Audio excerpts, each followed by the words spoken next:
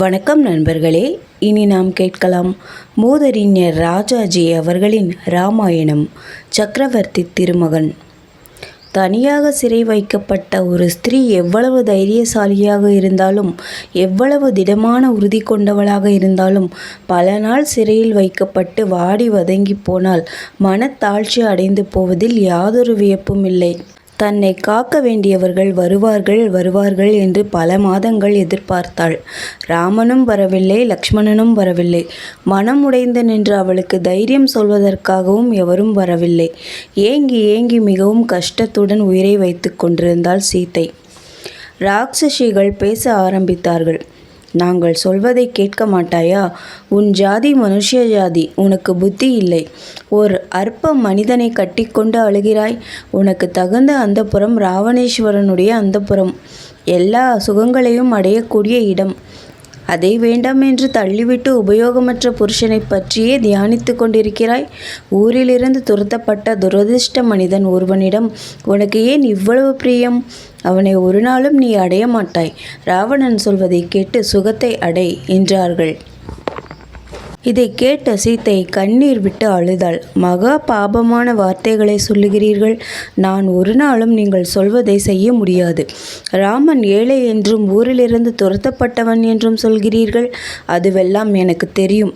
இந்த காரணங்களை கொண்டு புருஷனை மனைவி விட்டுவிடுவது மானிட வழக்கமல்ல.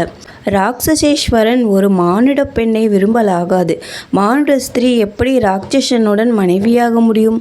சூரியனுடைய பிரகாசம் தொடர்ந்து நிற்பதைப் போல நான் மணந்த ராமனை பற்றி நிற்கிறேன். நான் சசிதேவி இந்திரனை பற்றி நிற்பதைப் போல, வசிஷ்ட முனிவரை அருந்ததி பற்றி நிற்பதைப் போல நான் ராகவனை பற்றி நிற்கிறேன் என்றாள். இதை கேட்ட ராட்சசிகள் இனி இவளிடம் சாந்தமாக பேசி பயனில்லை என்று இவளை தின்று விடுவதே நலம் என்றார்கள். ஒருத்தி, எனக்கு மசக்கை, இவள் மார்பை கிழித்த இவளுடைய இதயத்தை நாளத்துடன் இழுத்தெடுத்து தின்ன வேண்டும் என்றிருக்கிறது என்றாள். மற்றொருத்தி, இவளை கழுத்தை பிசைந்து கொன்றுவிட்டு துக்கத்தால் செத்துப்போனாள் என்று ராவணனுக்கு சொல்லிவிடுவோம். வீணாக அரசன் இவளை விரும்ப துயரப்பட்டு கொண்டிருக்கிறான். செத்துப்போனாள் என்று தெரிந்தால் பிறகு நம்முடைய அரசன் சுகமாக இவளை நினைக்காமல் தூங்குவான் என்றாள். இவளுடைய கல்லீரலும் பீலிகமும் மிக ருசியாய் இருக்கும் என்றாள் மற்றொருத்தி. இன்னொருத்தி, இவளை கொன்று எல்லோரும் உட்கார்ந்து சந்தோஷமாக பங்கிட்டு கொண்டு சாப்பிட்டு தீர்ப்போம். வியஞ்சனைகளை கொண்டு வாருங்கள், கல்லை கொண்டு வாருங்கள். இவளை தின்றுவிட்டு கள்ளும் குடித்துவிட்டு நிகும்பலா தேவி கோவிலில் கூத்தாடுவோம் என்றாள். இப்படியெல்லாம் மிக குரூர பேச்சுக்களை கேட்கும் பயங்கரமான சொரூபங்களை பார்த்து சீதை ஓ என்று வாய்விட்டு அழுதாள். எவ்வளவு தைரியமாக இருந்தாலும் இயற்கை வேகத்தை வழி அடிப்பதை கஷ்டமானபடியால் குழந்தை போல அழுதாள். அழுத போதிலும் சித்தம் கலங்காமல் ராமனை தியானித்து கொண்டே இருந்தாள். 14,000 ராட்சசர்களை ஜனஸ்தானத்தில் நிர்மூலம் செய்த என் ராமன் ஏன் என்னை மீட்டு கொண்டு போக இன்னும் வரவில்லை? தண்டகாரண்யத்தில் விராதனை வதம் செய்த வீரர்கள் ஏன் என்னை பற்றி இன்னும் சும்மா இருக்கிறார்கள்? நான் இவ்விடம் இருப்பது அவர்களுக்கு இன்னும் தெரியவில்லை என்றே எண்ணுகிறேன். தெரிந்தால் சும்மா இருப்பார்களா? கழுகரசன் ஜடாயுவையும் அரக்கனால் கொல்லப்பட்டான். அவன் உயிர் வைத்திருந்தால் விஷயத்தை சொல்லியிருப்பான். ஆனால் என்னை அரக்கன் தூக்கி போவதை பார்த்து பொறுக்க முடியாமல் கோர யுத்தம் செய்து அவன் உயிர் நீத்து விட்டான். ராமனுக்கு நான் இருக்கும் இடம் இன்னும் தெரியவில்லை என்றே எண்ணுகிறேன். ஆனால் தெரியாமலா போகப் போகிறது? இந்த இலங்கையும் ராட்சசர்களும் அழியாமலா போகப் போகிறார்கள்? கட்டாயம் இந்த நகரத்தில் ஒவ்வொரு வீட்டிலும் அரக்கர் குலத்து பெண்கள் விதைவுகளாகி அழுது புரண்டு அலையப் போகிறார்கள். இந்த நகரமும் ராவணனும் அரக்கர் குலமும் அழிந்து போவது நிச்சயம். இவ்வாறு தனக்குள் யோசித்து கொண்டிருந்தாள். யோசித்து தைரியம் அடைந்தாள். மறுபடியும் வேறு ஊகங்களை ஊகித்து துக்கத்தில் மூழ்கினாள்.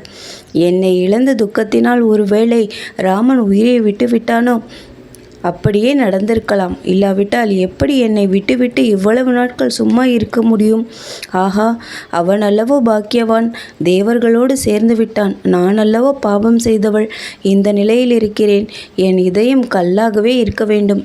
இவ்வளவு நேர்ந்தும் உயிருடன் இருக்கிறேனே. மறுபடியும் வேறு பயம் தோன்றிற்று. ஒருவேளை தவம் செய்தே ஆயுளை கழிக்க தீர்மானித்துவிட்டு என்னை பற்றிய எண்ணத்தை விட்டுவிட்டார்களோ? இல்லை இல்லை, அப்படி ஒரு நாளும் செய்ய மாட்டார்கள். வீரன் தன் கடமையை விட்டுவிட்டு மனைவியை பகைவன் வசத்தில் விட்டுவிட்டு சந்நியாச வாழ்க்கைக்கு புகுவானா? இதை நான் எண்ணியது அறியாமை. நான் இருக்கும் இடம் அவர்களுக்கு தெரியவில்லை என்பதே காரணம். ஒருவேளை என்மேல் ராமனுக்கு இருந்த அன்பு ஓய்ந்து போய்விட்டதோ? உருவம் மறைந்தால் அன்பும் மறையும் என்கிறார்களே, ஒருவேளை அப்படி இருக்குமோ? மறைந்தது மறந்தும் போகும் என்கிறார்கள் அல்லவோ? சீச்சி, இந்த எண்ணம் பாபமாகும். என் ராமன் என்னை மறப்பானா? ஒரு நாளும் இல்லை. ராமன் என்னை மறந்து விடும்படியான குற்றம் நான் ஏதும் செய்யவில்லையே. அதுவல்ல காரணம். ஒருவேளை ராவணன் ஏதோ திருட்டும் மோசமும் செய்து வஞ்சித்து ராஜகுமாரர்களை கொன்றுவிட்டானோ? இவ்வாறு மாறி மாறி பல யோசனைகளை செய்து கொண்டு துயரக்கடலில் மூழ்கினாள். உயிரை விடுவதே நலம் என்கின்ற முடிவுக்கு வந்தாள். சிம்சுபா மரத்து கிளை ஒன்றில் தன் தலைமயிரை கொண்டு சுருக்கு போட்டுக்கொண்டு துக்கத்திலிருந்து விடுதலை பெறலாம் என்று எண்ணினாள். அரக்கிகள் சீதையை தங்கள் எண்ணத்திற்கு திருப்ப முடியவில்லை என்று இன்னது செய்வது என்று தெரியாமல் இருந்தார்கள். அவர்களில் சிலர் காரியம் முடியவில்லை என்று ராவணனுக்கு செய்தி சொல்ல போனார்கள். சிலர் அங்கேயே இருந்தார்கள். சீதையை பயமுறுத்தி கொண்டிருந்தார்கள். அவர்களிடத்தில் திரிஜடை என்கின்ற ராட்சசி வந்து அவர்களை கண்டித்து, மூர்க்கிகளே, என்ன உளறுகிறீர்கள்? நான் கண்ட கனவை கேளுங்கள். இந்த இலங்கை அழிந்து போகும் காலம் நெருங்கிற்று என்றாள். பிறகு தான் கண்ட கோர ஸ்வப்பனத்தை விவரித்து சொன்னாள். சீதையை அழைத்து போக ராமன் சூரியனைப் போல திவ்ய பிரகாசம் வீசிக்கொண்டு இலங்கைக்கு வந்துவிட்டதாக கனவு கண்டேன். ராவணன் அழிந்து யமனுடைய வீட்டுக்கு போவதை கண்டேன். சீதையை எடுத்து யானையின் மேல் ஏற்றிக்கொண்டு ராமன் செல்வதை கண்டேன். ராவணனும் ராட்சச சமூகம் முழுவதும் அவலட்சண வஸ்திரங்களை உடுத்திக்கொண்டு அவலட்சண நிலையில் யமனால் இழுத்து போகப்படுவதை கண்டேன். இப்படி திரிஜடை ராட்சசிகளுக்கு தான் கண்ட கெட்ட கனவை சொல்லி, இந்த புண்ணியவதியை இம்சிக்காதீர்கள், அழிந்து போவோம், இவளுடைய அருளை கேட்டு பெறுங்கள் என்று போதித்தாள். இப்படி திரிஜடை சொல்லி கொண்டிருந்த சமயத்தில் உயிரை மாய்த்து கொள்வதென்று நிச்சயித்த சீதைக்கு பல நற்சகுனங்கள் திடீரென்று உண்டாயின. கண்களும் கை கால்களும் மங்களகரமாக துடித்தன. மனதில் எதிர்பாராத தைரியமும் தானாக உண்டாயிற்று. உயிரை நீக்கும் யோசனை மறைந்து போயிற்று. வனத்தில் நடந்த நிகழ்ச்சிகளையெல்லாம் மேலே மறைந்திருந்து பார்த்து கொண்டிருந்த ஹனுமான் இனி என்ன செய்யலாம் என்று யோசித்தான். இலங்கைக்கு வந்து அங்கே சீதையை கண்டபின் வேறு என்ன இருக்கிறது என்று வாசகர்கள் எண்ணலாம். ஆனால் காரியம் அவ்வளவு எளிதாக இல்லை. ஹனுமான் யோசித்து விஷயங்களை கேளுங்கள். மற்றவர்கள் செய்ய முடியாத காரியத்தை செய்துவிட்டேன். கடலை தாண்டி சீதை இருக்குமிடம் கண்டாயிற்று. ராட்சசர்களுடைய நகரம், அதன் காப்பு முதலிய எல்லா விஷயங்களையும் பார்த்து அறிந்து கொண்டேன். பகைவனுக்கு தெரியாமல் தூதனாகிய நான் செய்ய வேண்டியதை செய்தாயிற்று. ஆனால் நிலைமை அபாயமாய் இருக்கிறது.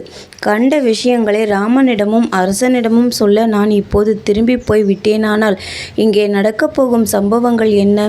ராம லக்ஷ்மணர்களும் வானர சேனையும் இவ்விடம் வருவதற்கு சீதை துக்கத்தை பொறுக்க முடியாமல் உயிரை விடுவாள். அப்போது எல்லா காரியமும் அழிந்ததாகவே ஆகும். சீதையை கண்ட மட்டிலும் போதாது. அவளை ஆறுதல் மொழிகள் சொல்லி ராமனுடைய செய்தியை அவளுக்கு சொல்லி தைரியப்படுத்திவிட்டே செல்ல வேண்டும். சீதையிடம் பேசாமல் திரும்பினால் ராமனுக்கு என்ன திருப்தியாகும்? ஆனபடியால் எப்படியாவது வழி தேடி சீதையுடன் பேசியே தீர வேண்டும். ஆஞ்சநேய ஸ்தோத்திர மாலையில் புத்திமாம் வரிஷ்டம் என்கின்ற ஒரு பெயர் வரும். அதாவது புத்திமான்களில் சிறந்தவன் என்று. அது உண்மைதானே? சீதையுடன் எந்த பாஷையில் எந்த உருவத்தில் நின்று நாம் பேசுவது நலம்? இந்த அசோகவனத்தில் திடீரென்று ஒரு குரங்கு வந்து ஏதேனும் பேச வந்தால் நிச்சயமாக சீதை இது ஒரு மோசம், ராவணனுடைய வஞ்சக வேலை என்று எண்ணுவாள்.